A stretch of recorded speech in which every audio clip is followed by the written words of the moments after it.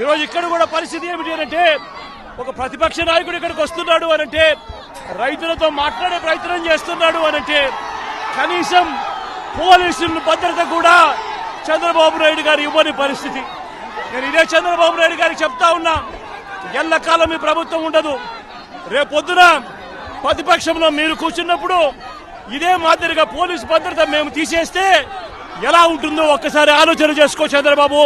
నువ్వు చేస్తా ఉన్నది కరెక్టా కాదా అన్నది కూడా ఒకసారి ఆలోచన చేసుకోమని చంద్రబాబు నాయుడు గారికి ఈ సందర్భంగా గట్టిగా చెప్తా ఉన్నాం, విజ్ఞప్తి చేస్తూ. అంటే బాధ్యత లేకుండా వెళ్ళడం ఏదైతే మీరు ఒకసారి చూస్తే కోడ్ ఆఫ్ కాండక్ట్ ఉంది.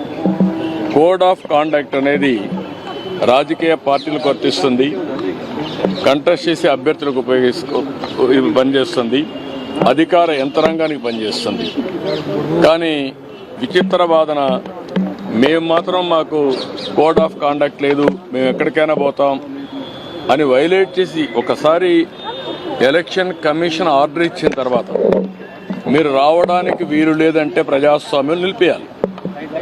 దట్టు ఎలక్షన్ కమిషన్ ఇచ్చిన తర్వాత మీరు ఊరు పోవడానికి, ఎలక్షన్ కమిషన్ కంటే మీరు గొప్పవాళ్ళు కాదు కదా.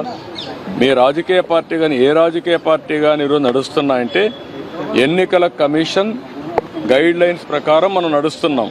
ప్రజాస్వామ్యంలో అటానమస్ బాడీ ఎన్నికల కమిషన్. ఈరోజు ఎమ్మెల్సీ ఎలక్షన్ జరుగుతున్నాయి.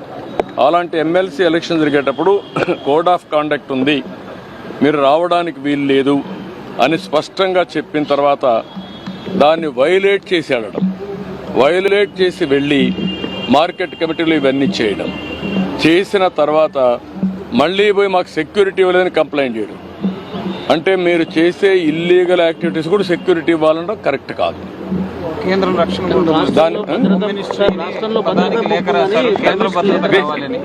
దిస్ ఈజ్ వేర్ నేను అనేదంటే ఎప్పుడు కూడా రాజకీయ పార్టీల్లో ఉండే నాయకులం ప్రజాస్వామ్యయుతంగా ప్రవర్తించాలి.